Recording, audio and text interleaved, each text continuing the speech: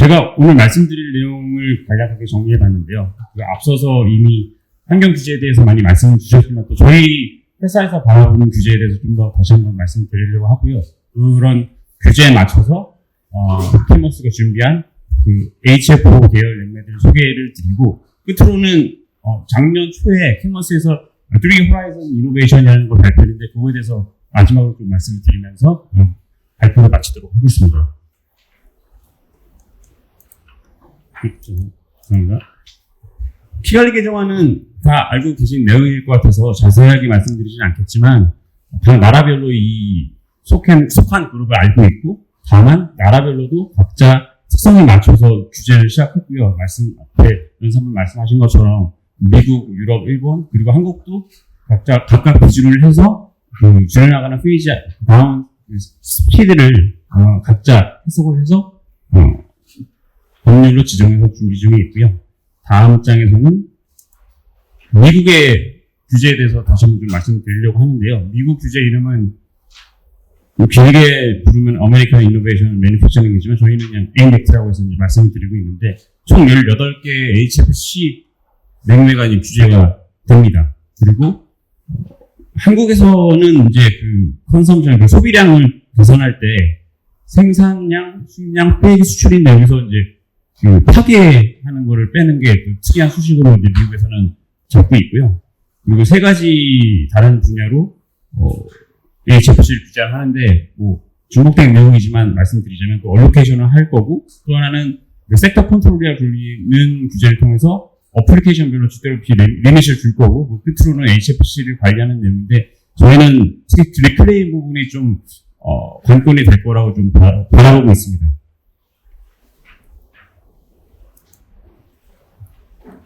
페이즈 다운 스케줄을 이미 시작을 했고 2022년부터 시작을 했고 100%에서 이미 10%를 까진 상태에서 이제 미국은 시작을 했고요.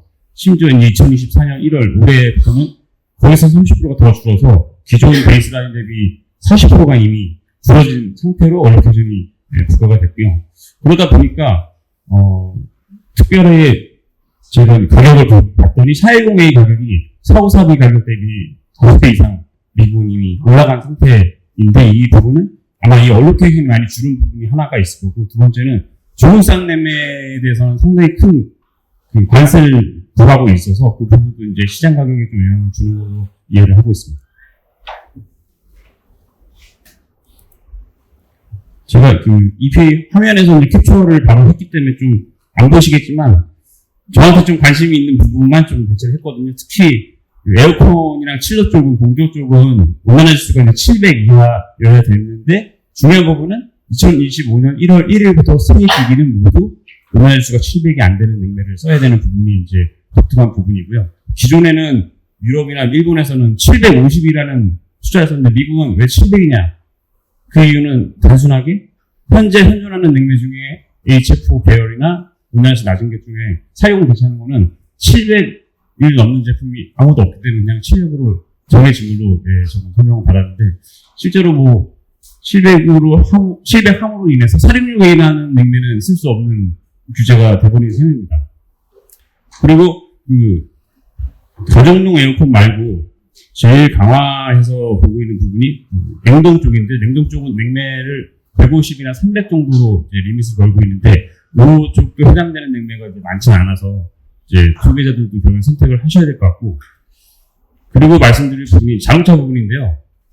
미국은 카페라고 해서 연비 관련된 자동차 연비 관련된 규제가 이미 있어서 1, 2, 3, 4 YF 냉매가 일찌감치 도입이 됐거든요. 이번에 이제 AMAC에서는 라이트 듀티랑 헤비 듀티 이제 그 외에 패신저 차량이 아닌 다른 차량도 온난화지수가 150 이하의 냉매를 써야 된다라는 규제가 시작돼서 앞으로 미국 내에서도 트럭이나 다른 버스나 중장비에서도 냉매를 바꿔야 되는 그런 상황이 펼쳐질 것 같고요.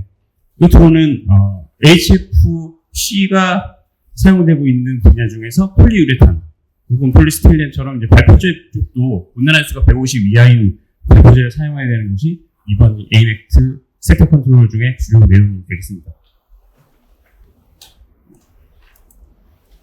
끝으로는 이 마지막 HFC 관리 부분인데 맨 위에 보시면은 커멘트 데드라인이 작년 말이었고 올해 상반기에 파이널 룰이 나온다는 거는 6개월 만에 파이널 룰을 만들어 내겠다는 얘기거든요. 이 부분이 상당히 이제 챌린지한 부분이고, 그 배경에는 올해 있을 미국 총선 전에 이거를 마무리 짓기 위해서 좀 다급하게 만들었다고 이제 전해 들었는데, 특히나 좀 이렇게 빨리 처리함으로 인해서 생기는 좀 우려스러운 부분도 있다고 얘기를 전달드렸는데, 그 부분은 다음 장에서도 말씀드리겠습니다.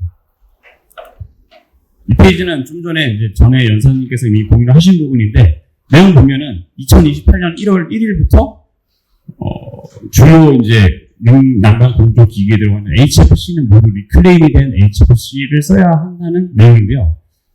이 HFC 중에서 가장 해당이 많이 될 냉매가 아마 R32가 될 것 같아요. R32가 단독으로 쓰이고 블렌드로 쓰이는데, 그 2027년 12월 31일까지 미국에 사용되는 모든 R32가 리클레임이 되어야 되는 상황인 거죠. 준비가 되어야 되는데, 몇 년 안에 그 많은 양을 리클레임할 수 있는 업체가 있을 것이냐가 일단은 첫 번째 우려 사항이고, 두 번째 내용은 한국에서 혹은 중국에서 혹은 다른 나라에서 HFC가 들어가 있는 이퀴먼트가 미국으로 수출이 될 텐데, 그럼 거기에 들어가는 HFC가 리클레임 되는지를 누가 확인하느냐 라는 부분도 아직 정해진 바가 없어서, 만약에 필요한 경우는 ET에서 한국에 출장 나와서 냉매 업체를 이제 방문해가지고 당신들은 서티를 받을 수 있어요 라고 해야 되는 상황까지도 올 수 있는 게 있어서, 아직 이런 방법론 쪽에서는 좀 아직 미정인 부분이 있어가지고, 이거는 좀 저도 내용을 좀 기다려보고 있고요.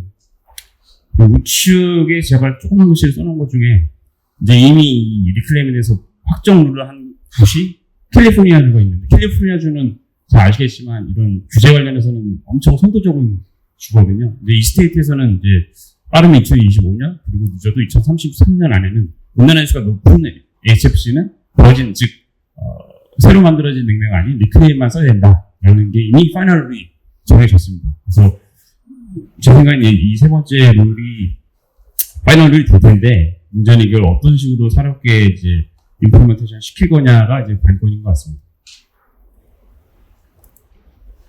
그래서 앞서 말씀드린 세 가지 이제 투어를 통해서 2036년 15%만 남기고 진행하는 거를 이제 만들겠다는 게 EMX 이제 목표고, 일단 2024년에 쿼터가 줄면서 2025년 1월 1일부터 4101을 대체하는 냉매를 쓰는 걸로 인해서 한번 또 이 목표 달성을 도움이 될 것 같고, 이제 마지막에 2030년 이후에는 아마 리클레임을 통해서 25% 목표를 맞추는 걸로 EP에서는 이제 생각을 하는 걸로 저는 이해를 하고 있습니다.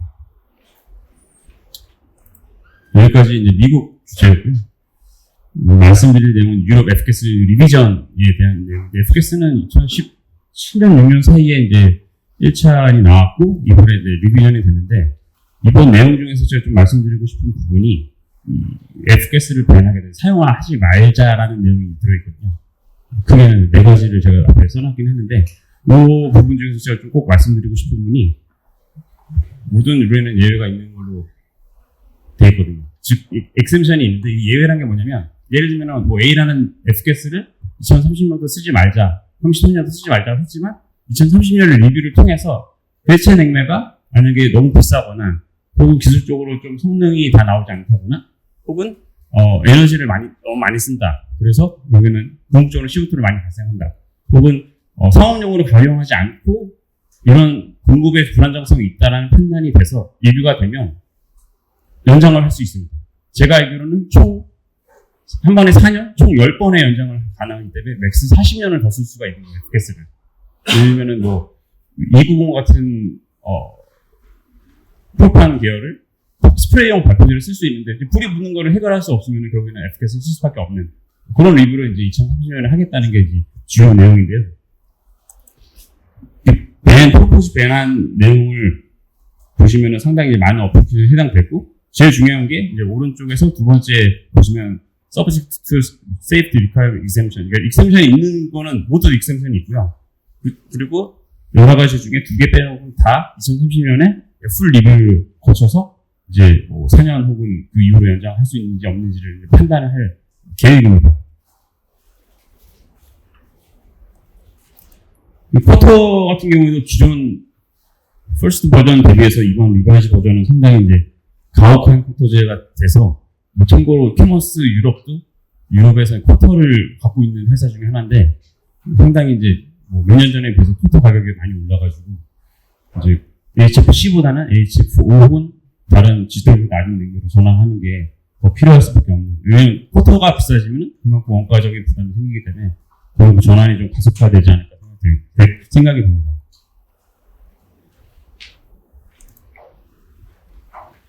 우리나라, 이 나라, 일본 얘기인데 이건 앞에도 말씀드렸기 때문에 자세하게 말씀드리지는 않을 거고요.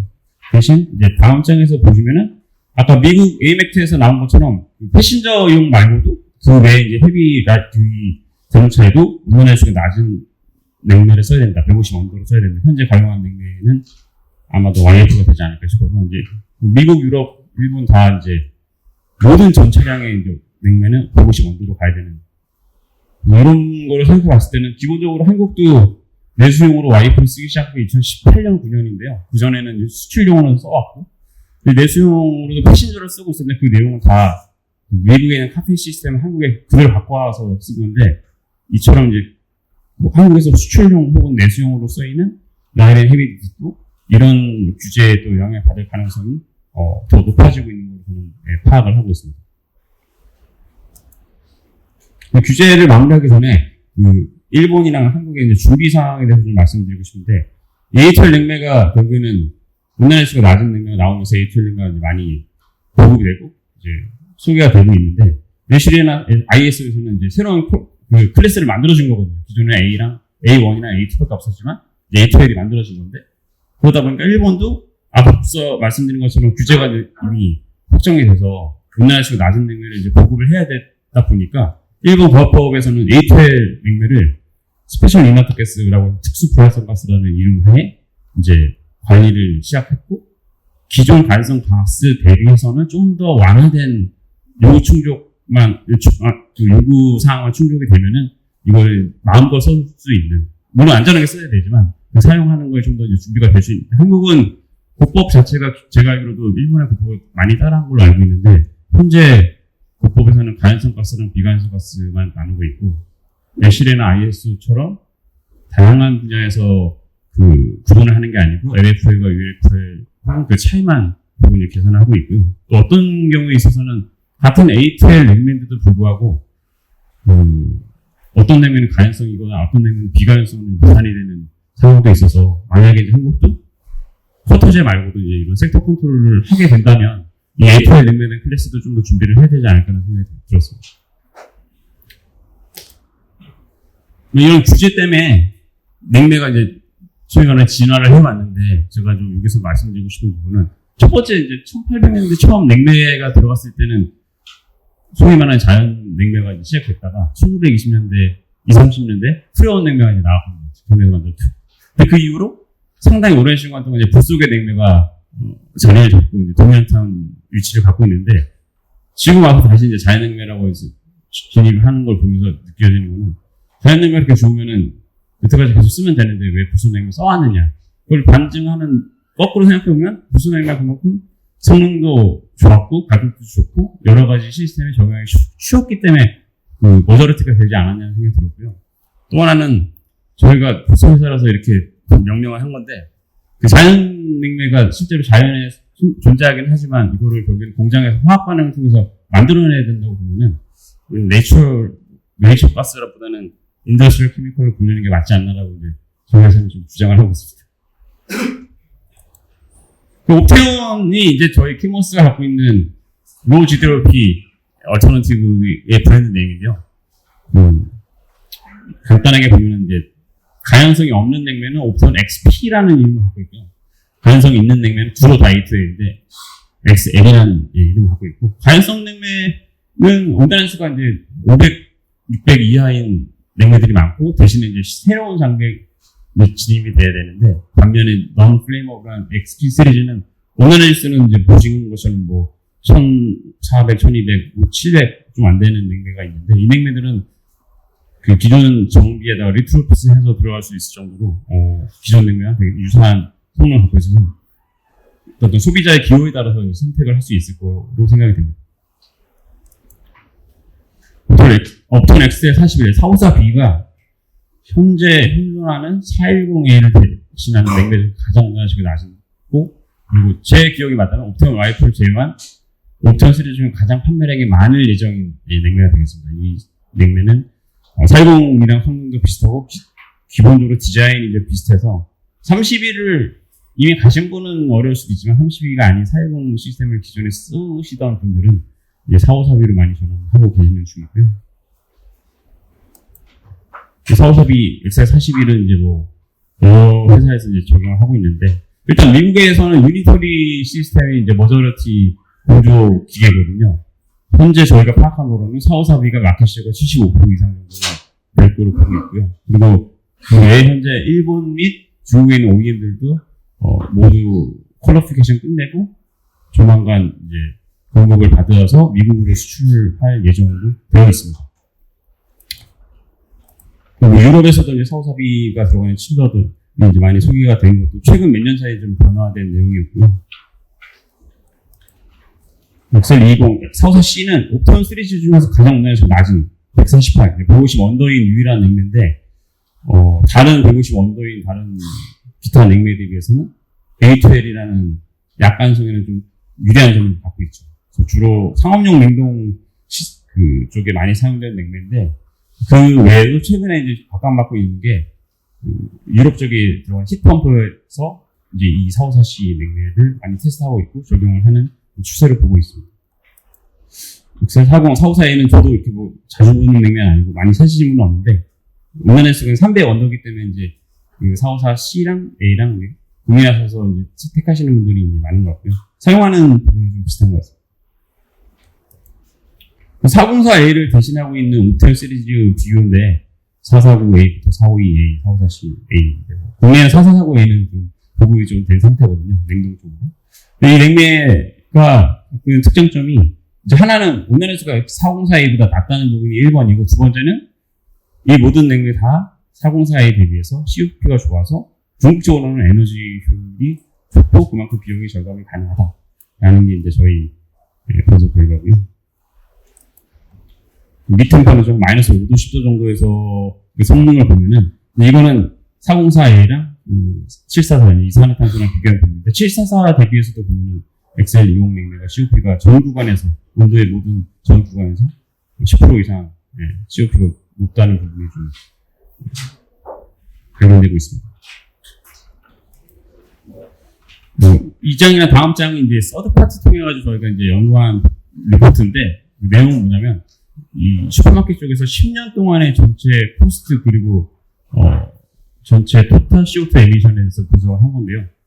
이번 장에 나오는 거는 전체적인 코스트 부분인데 코스트를 보시면 아시겠지만 이제 전체 코스트가 10년간 옥텐 시리즈가 다른 기타 얼터네티브 냉매에 대비해서는 10년간의 총 코스트가 적었다는 부분인데 이게 이제 시원한 지방과 더운 지방 둘 다 이제 똑같은 트렌드로 결과가 나타났고요.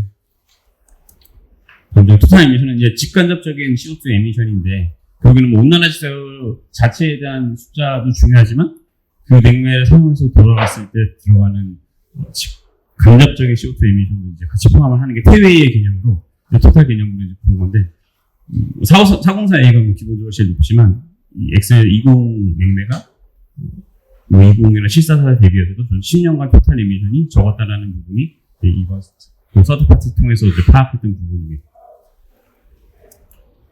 아스다라는 이제 유럽에 있는 큰 유통 체인인데 여기서는 XL20이 아니고 40 제품을 이제 744 대비해서 이제 적용했을 때 결과값인데 앞서 말씀드린 것처럼 뭐 에너지 효율이나 코스트 부분에서 744 대비해서 좀 좋은 성과가 나왔고요. 네, XP10, R513A라는 냉매는 134A를 대체하는 냉매인데 주로 이제 칠러에 많이 사용되고 있고요. A1이다 보니까 레트로핏이 많이 수월해서 적용처가 늘어나고 있는 부분인데 가장 유명한 곳이 아마 미국 NHL에서 있는 아이스하키 링크고 또 하나는 얼마 전에 있었던 중국 동계올림픽에서도 513A 냉매가 아이스링크에 적용이 됐다고 전해 들었었습니다. 냉매에 대한 소개를 마치기 전에 잠시 A2L과 A3에 대해서 말씀드리려고 하는데 이거는 예슈레에서 나오는 냉매 구분법인데요. 내용 보시는 것처럼 기본적으로 A2L이 당연히 A3보다는 안전하다는 내용을 담고 있는 부분이고요. 그거를 제가 이제 마무리하는 측면에서 이제 말씀드리면 A2L이 이제 A3보다는 기본적으로 이제 A2L 하면 저희가 사후사비를 기준으로 한 사후사비가 R290 대비해서 LFL이 8배 이상 높다는 거는 궁극적으로는 충전할 수 있는 냉매 충전량이 더 많아질 수 있다는 장점이 있는 거고, 이제 MI는 이제 미니멈 이그니션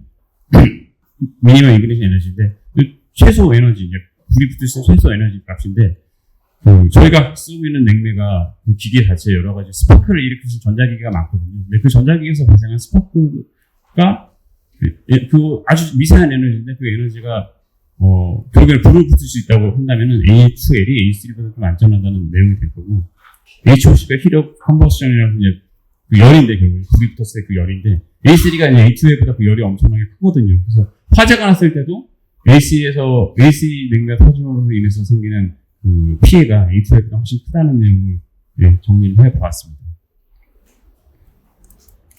그리고 이 발포제는 관심이 있으신 분들은 아시겠지만 모르시는 분은 모르시는 내용인데, 보통 1100은 저희가 갖고 있는 HFO 발포제고 주로 이제 폴리우레탄 시스템에 많이 사용되고요. 이 발포제의 진화를 보시면 쉽게 아시는 것처럼 지금 현재 많이 사용되고 있는 부분이 국내는 아직 HCFC지만 141B랑 상당히 흡사한 물성치를 갖고 있습니다. 특히 이제 끓는 점이 비슷해서 분염으로도 이제 유통이 되고 있고요. 그 외에 다른 발포제에 대해서 특이한 점은 같은 HF5지만 옵티건 1100은 클로린, 염소가 분자에 없기 때문에 ODP가 완벽하게 제로고요. 0.0000이 아닌 완벽한 제로고, 클로린으로 인해서 생길 수 있는 디메리트가 예를 들면 화학적 안정성이 떨어지는 부분이 있는데, 그런 것도 좀 극복이 될 수 있는 그런 발포제입니다. 발포제 하면 이제 결국에는 단열 성능이 중요한 건데, 단열 성능 중에서도 에이징이라고 하면 시간이 지났을 때 결국에는 발포제가 빠져나가면 성능이 좀 저하되는 게 있는데, 그런 부분에서도 HFC 대비해서 HF5지만 물론 비싸긴 하지만 그래도 그 에이징 팩터가 더 우수했다라는 걸 이제 방법론적으로 알 수 있었고요. 그래서 1100 같은 경우에는 국내에서 아직 크게 도입이 많이 되지 않았지만, 이 중에 141B랑 HCFC를 아직 올해 혹은 내년까지는 사용할 수 있는 부분이 있고, HF로 넘어가기는 이제 대응 중인 부분도 있지만, 실제로 이제 규제 혹은 아까 전에도 말씀드린 것처럼 290 같은 프로판 계열도 발포제를 사용할 수 있는데, 그 프로판이 갖고 있는 단열 성능에 대한 좀 아쉬운 점을 1100이 좀 보완해 줄 수 있는 부분이 있거든요. 그래서 브랜드로 사용해서 이제 사용하는 해외 사례도 있는 만큼 1100도 좀 국내에서 좀 많이 보급되기를 좀 희망해 보고 있습니다. 끝으로 이제 1100 관련해서는 저희가 중국의 1공장이 이미 돌아가고 있었는데, 2025년 말 기준으로 저희가 중국 세컨 플랜트를 가동할 예정이고요. 그걸 통해서 앞으로 이제 필요한 규제로 인해서 발포제가 전환될 때 공급하기 위해서 준비를 하고 있습니다. 그리고 이 제품이 이제 제가 소개할 마지막 제품인데, 오늘 그리고 어제 그제 다 세택에서 데이터 센터 관련해서 아마 세미나에 있었던 걸 알고 있는데, 저는 이제 거기서 느꼈지만, AI 및 데이터 센터가 이제 활발하게 이제 늘어나고 있다 보니까, 그 데이터 센터에서 일어나는 열을 어떻게 우리가 시킬 것인가 고민을 했는데, 에어컨 칠러를 통해서도 충분히 좋은 열을 시키는 방법이 하겠지만, 또 저희가 이제 액션 냉각이라는 새로운 기술이 많이 도움이 되고 있고요. 액션 냉각 중에서 2페이지 이상으로 이제 액션 냉각을 한 게 있는데, 저희가 이번에 250라는 제품은 이상 2페이지 이머전 튜닝용 냉각수고요. 우리나라에서는 이제 아주 낮은 10 온도로 보고 있고, 이제 당연히 non-flammable 제품인데, 2025년 혹은 6년 정도에 저희가 양산을 계획하고 있고, 지금 미국 M사 같은 엔드유저, 즉 데이터 센터 오너, 그리고 미국 L사 같은 그 이머전 쿨링 시스템 만드는 회사와 NDA를 맺고 공동 개발해서 이 제품을 만들어냈고요. 지금 국내에서는 10군데 로컬 업체에서도 이제 NDA를 맺고 이 제품 테스트를 하고 있습니다. 심지어 이제 이 제품을 직접 사용하지 않는 메모리 칩을 만드는 회사에서도 테스트를 국내에서 좀 진행 중에 있는 거 보면은 나름 좀 희망이 있는 제품이 아닐까라고 생각합니다. 끝으로 그 작년 초에 티모스에서 이제 원했었던 게 3 Horizon Innovation인데요. 많은 댓글쳤는데 호라이즌 1은 이미 저희가 여태까지 말씀드렸던 제품들에 대한 내용이에요. XP랑 XL 시리즈를 저희가 호라이즌 1 보고 있고, 호라이즌 2는 YF 를 포함한 HFO에다가 어떤 냉매를 섞을 텐데 그 섞을 냉매가 이미 다 알고 있는 냉매라서 상업화하거나 도입하기가 되게 쉽다라는 건데 제 기억에 맞다면 R47 472인지 기억이 안 나요. 최근에 에시레노몰 딴 냉매가 하나 있는데 그 냉매가 뭐냐면 YF에다가 3215A를 섞어서 만든 냉매고 그 냉매는 전기 자동차용 히트펌프용 냉매입니다. 현재 134에 YF 같은 냉매가 전기 자동차의 냉매로 사용이 되고 있는데 전기차는 내연기관이나 달리 열을 내는 곳이 없기 때문에 난방을 하기 위해서는 PTC를 붙여서 그 시스템을 돌리고 있거든요. 근데 PTC를 쓰면 결국에는 배터리를 소모를 하게 됩니다. 겨울에는 결국에는 저희가 주행거리가 엄청 짧아지는데 그러면 PTC를 빼고 냉매를 바꾸면 되지 않느냐라는 생각으로 저희가 이제 그 YF에다가 다른 HFC를 섞어서 만든 냉매를 출시까지 아니고 예시례를 따놨고 많은 OEM들이랑 이제 테스트하는 중이고요. 호라이즌 3는 저희가 NGR이라고 불리는데 모든 차세대 되면 NGR이라는 이름 붙입니다. Next Generation Refrigerant.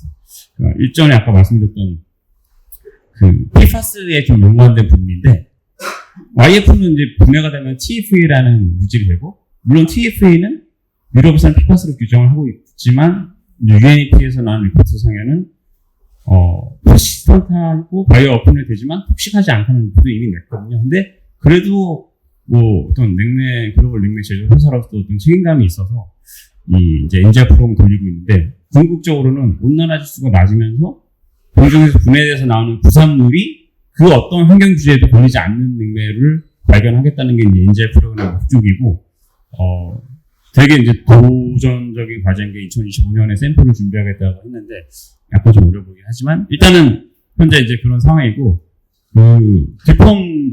과거 듀폰 지금 캐머스 저도 한 10여 년 있는데 그 와중에 제일 특이한 거는 뭐냐면 기존에는 모든 냉매를 다 이제 양산 바로 직전까지 다 모두 끝내놓고 나서 고객한테 소개를 했다면 이거는 특이하게 준비 과정 중에 이제 NDA를 맺고 고객이랑 미팅을 하고 있어요. 즉 중간에 이 냉매가 드랍될 수 있습니다. 왜냐면 냉매를 최종적으로 클래스를 정할 때 저희가 독성 있는 냉매는 발표를 안 하거든요. 즉 B 클래스는 나오진 않는데 그런 가능성이 있음에도 불구하고 그거를 저희가 한 20번을 5개 정도 추려서 그거를 다 같이 고객사랑 얘기를 하면서 동시에 저희는 톡식 테스트를 진행할 거거든요.